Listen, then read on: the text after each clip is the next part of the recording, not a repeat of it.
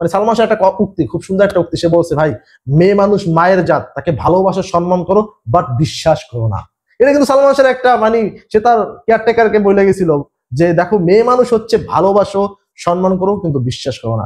নায়ক সালমান শাহ নামটা বলার সাথে সাথে মানুষের তার প্রতি একটা শ্রদ্ধা ভালোবাসা চলে আসে। এর কারণ কি জানেন? সে এমন একটা নায়ক ছিল যে নায়কটার ভিতরে আপনার কি ছিল না। মাঝে মাঝে ভাবতাম যে মানুষটা মাত্র 3.5 বছর 4 বছর অভিনয় করার মাধ্যমে সারা বাংলাদেশের মানুষের এত ভালোবাসা পাইছে, এত জনপ্রিয় হয়েছে, তার কি জীবনে দুঃখ আছে যার জন্য সে নিজে নিজে পৃথিবী থেকে চলে গেল।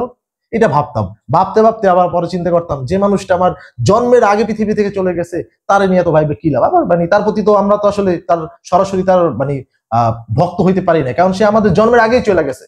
কিন্তু আপনি বাংলাদেশ কেন সারা পৃথিবীতে এমন একজন নায়ক খুঁজে পাবেন না যে মানুষটাকে আপনার এতটা ভালোবাসে। মাত্র 3-3.5 বছরের মানে কেরিয়ারে সে কি না পাইছে, অনেক ভালোবাসা পাইছে। মাত্র তার 27টা ছবি, সেই 27টা ছবির ভিতরে দেখেন সে এতটা জনপ্রিয় হয়েছে। তার স্টাইল গুলো এখনো বিভিন্ন দেশের নায়করা ফলো করে, সালমান খান, শাহরুখ খান হইতে আপনার শুরু করে আমির খান, সবাই এখন তার স্টাইল গুলো ফলো করে। সেই সময়ের ছবিগুলো যদি আপনি দেখেন দেখতে পারবেন তার পরনের টি শার্টটা কি রকমের ছিল, তার হাঁটার স্টাইল কি, সে মানে কি রকমের একজন মানুষ ছিল, এত স্টাইলিশ। সেই মানুষটাকে পৃথিবী থেকে সরানো হয়েছে। এর পিছনে আসলে কারা ছিল, এর পিছনে আসলে কি মূল কারণ ছিল? এর পিছনে কয়েকটা মূল কারণ ছিল আমার যেটা মনে হচ্ছে। 1 নম্বর মূল কারণ ছিল নারী। এখানে যদি আপনি দেখেন দেখবেন চতুর্ভুজ প্রেম, খালি প্রেম আর প্রেম। আপনি যদি এক পাশে দেখেন, এক পাশে দেখবেন হচ্ছে সামিরা, এই পাশে দেখবেন হচ্ছে শাবনূর, এই পাশে দেখবেন হচ্ছে আপনার তার শাশুড়ি, এই পাশে দেখবেন হচ্ছে যে তার মা। এখানে এই যে চতুর্ভুজ 4 জন নারী নিয়েই দেখেন মূল কেন্দ্র। শাশুড়ি বলতেছে মানে মা বলতেছে যে এখানে সামিরা তার বউ হচ্ছে তাকে পৃথিবী থেকে সরিয়ে দিয়েছে। বউ বলতেছে যে তার মায়ের সাথে সম্পর্ক খারাপ ছিল সেই জন্য সে পৃথিবী থেকে নিজে নিজে সরে গেছে। আবার ওদিকে শাশুড়ি বলতেছে যে না, এখানে হচ্ছে কি, এখানে হচ্ছে আমার জামাই আসলে মানে ভালো ছিল, সে হচ্ছে মিডিয়ার ভিতরে ঢুকে যে মিডিয়ার যে বিভিন্ন নায়িকা নায়িকা ছিল তাদের সেদিকে আমার মা এটা সহ্য করতে পারে না, সে নিষেধ করার কারণে এটা নিয়ে হয়েছে। পরবর্তীতে তার মার কারণে সে পৃথিবী থেকে চলে গেছে। ওদিকে তার বন্ধু ডন, সে বলতেছে কি, একবার বলতেছে যে আমরা বিচার চাই, সুষ্ঠু বিচার চাই, আরেকবার বলতেছে যে সে মানে খুবই মানে আপসেট কারণ সে পৃথিবী থেকে চলে গেল, কিসের জন্য সে জানে না, মানে সে নিজে নিজে চলে গেছে, তার কোনো কথার আগামাতা নেই। মূল কারণ কি জানেন? একটা মানুষ যখন জনপ্রিয় হয়, একটা মানুষ যখন অনেক বেশি ভালোবাসা পায়, তখন আসলে তার প্রতি সবাই যেমন ভালোবাসা থাকে ঠিক তার শত্রুতাও বেড়ে যায়। তার শত্রুতা বাড়ার জন্য সে নিজেই দায়ী, কারণ কি, সে অনেক জনপ্রিয়। যে মানুষটা বেশি জনপ্রিয় হয় তার পিছনে শত্রুতাও বেড়ে যায়। দেখেন নাইলে এত বছর পর, 29 বছরের মধ্যে আপনার কোনো মিডিয়ার কোনো বড় যারা ব্যক্তিত্ব তারা কিন্তু এটা নিয়ে কথা বলতেছে না, তারা সবাই চুপ, তারা বিচার চাইতেছে না। আপনি ভক্ত, আমি ভক্ত, আমি দেখি নেই তারপর আমি চাইতেছি এটা সুষ্ঠু বিচার হোক, কিন্তু মিডিয়ার কেউ কিন্তু এটা নিয়ে কথা বলতেছে না, সবাই চুপ। কারণ কি, এর পিছনে কি এক অদৃশ্য শক্তি যার জন্য সবাই চুপ হয়ে আছে? অবশ্যই আছে অদৃশ্য শক্তি। আমরা শুনেছি যে দাউদ ইব্রাহিমের মতো অদৃশ্য শক্তির পেছনে কাজ করতেছে। এই জন্য নিজের জীবনের ভয়ের জন্য অনেকে মায়ের জন্য কথা বলে না। যে শাবনূর তার সাথে ছবি করার কারণে তার কেরিয়ার এত উপরে গেছে, সেই শাবনূর পর্যন্ত এটা নিয়ে কথা বলে না। এর পিছনে তো কারণ আছে।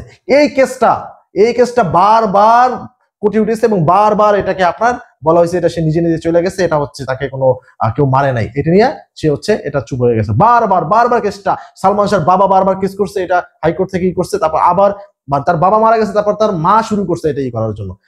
অবশেষে লাস্টে 2025 সালে হিসাব এটাই হলো যে না, এটা হচ্ছে আপনার মানে সে নিজে নিজে পৃথিবী থেকে চায় নাই, তাকে পৃথিবী থেকে সরিয়ে দেওয়া হয়েছে, এটা প্রমাণিত হতে যাচ্ছে। এবং এর পিছনে কারা?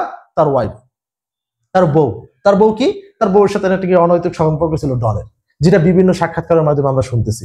ভাই মেয়ে মানুষ আসলে যেভাবে আপনি মেয়ে মানুষ মানে সালমান শাহ একটা উক্তি, খুব সুন্দর একটা উক্তি, সে বলছে ভাই মেয়ে মানুষ মায়ের জাত, তাকে ভালোবাসো সম্মান করো বাট বিশ্বাস করো না। এটা কিন্তু সালমান শাহের একটা মানে সে তার কেয়ারটেকারকে বলে গেছিল যে দেখো মেয়ে মানুষ হচ্ছে ভালোবাসো সম্মান করো কিন্তু বিশ্বাস করো না, কারণ মেয়ে মানুষ কোন সময় যে আপনার পোল্ট্রি নেবে, কোন সময় যে কি হবে আপনি কিন্তু জানেন না। আপনি সেটা লাস্ট বুঝতে পারছেন এই আবু তাহা আদনানের স্ত্রীর ব্যাপারে। দেখেন যে মেয়েটা তার স্বামীর জন্য কান্না করছে মিডিয়ার সামনে এসে, যে স্বামী সেটা কিছু বোঝে না, সে বলছে আমাকেও তোমরা গুম করে ফেলো, আমাকেও তোমরা করে ফেলো, আমি আমার স্বামীর কাছে যাইতে চাই, নাহলে আমার স্বামীকে ফিরিয়ে দাও। সেই মেয়ে কিন্তু এসে স্বামীর সম্মান ধুলায় মিশিয়ে দিয়েছে, অনলাইনে এসে বলছে যে আমার স্বামী হচ্ছে বিভিন্ন রকম অনৈতিক কাজের সাথে যুক্ত। এটাই হচ্ছে মেয়ে মানুষের যেমন ভালোবাসাটা খুব তাড়াতাড়ি আসে, মেয়ে মানুষের ঘৃণাটাও তাড়াতাড়ি আসে। 2 নম্বর দেখেন তার শাশুড়ি, যে মেয়ের মা বেশি বুদ্ধিমান সেই মেয়ের সংসারে কোনোদিন শান্তি আসে না। মানুষ বলে যে মেয়ের মা যত চালাক তার সংসার হয় তত তাড়াতাড়ি তালাক। মানে মেয়ের সংসার ভাঙার পিছনে মেয়ের মায়ের সব থেকে বেশি আপনার কুটনাবি থাকে, আপনার থাকে। আমাদের স্যার বলছিল আমাদের স্যার বলছিল ছেলেদের জন্য 3টা উপদেশ। সে যখন চলে যায় আমাদের মানে কলেজ ছেড়ে, তখন সে আমাদের বলছিল ছেলেদের জন্য 3টা উপদেশ তোমাদের জন্য, আমার ছেলেদের মতো মনে করি তোমাদের, সেই জন্য বলতেছি। 1 নম্বর হচ্ছে, 3টে উপদেশ হচ্ছে 3 থেকে তোমরা দূরে থাকবা। 1 নম্বর হচ্ছে মেয়ে, খারাপ মেয়ে থেকে তোমরা দূরে থাকবা, মেয়েদের নেশায় কখনো পড়বে না। 2 নম্বর হচ্ছে মদ বা মাদক, এই মাদকের নেশায় কখনো তোমরা জড়িত হবে না। 3 নম্বর হচ্ছে মামলা, তোমরা কখনো নিজেদেরকে মামলায় জড়াবা না। এই 3 থেকে যদি তোমরা দূরে থাকতে পারো, তাহলে তোমরা জীবনে সাকসেস হতে পারবা। এবং এর সাথে আমি আরেকটা যুক্ত করতে চাই। আরেকটা হচ্ছে আপনার এই যে মোবাইলের মাধ্যমে যে আমরা যে খারাপ যে সাইট গুলোতে যাই, বা যে মোবাইলের নেশা, এটা থেকে আপনাদের দূরে থাকতে হবে। এই 4 থেকে দূরে থাকতে হবে। তখন আমাদের যে মেয়েরা ছিল তারা বলছিল যে স্যার আমাদের জন্য কোনো উপদেশ দিবেন না, আমরা কি করবো? ছেলেদের কথা বলেন। তখন মেয়েদেরকে একটা উপদেশ দিচ্ছে যে দেখো মা, তোমাদের একটা উপদেশ দিই, জীবনে কখনো সন্দেহ করবা না। স্বামীকে বলো, বাবাকে বলো, মাকে বলো, মেয়েরা বেশি সন্দেহ করে, আর সন্দেহের কারণেই তারা জীবনে সুখী হইতে পারে না, তাদের সংসার নষ্ট হয়। তাদের সুন্দর সংসার নষ্ট হওয়ার পিছনে একটাই কারণ, সেটা হচ্ছে সন্দেহ। তিনি আরো বলছিল যে বিশ্বাস করে ঠকা ভালো, সন্দেহ করে জেতা ভালো না। কারণ সন্দেহ করলে আপনার একটা সুন্দর সংসার পর্যন্ত নষ্ট হয়ে যেতে পারে। এইখানে আমি যেটা বলবো সেটা হচ্ছে এই যে, আবার আমরা যদি 4 নম্বর ক্যারেক্টার দেখি, যেখানে হচ্ছে যে আপনার সালমান খানের মা, সেখানে বলতেছে, ডন বলতেছে যে সালমান খানের মায়ের সাথে তার সম্পর্ক ভালো ছিল না, সে প্রায় 3 বছরের ভিতরে তার মার সাথে কথাই বলে না, মায়ের সাথে মারামারি করতে, এটা সেইটা। মায়ের সাথে যত সম্পর্ক খারাপ থাকুই, সে হচ্ছে মা।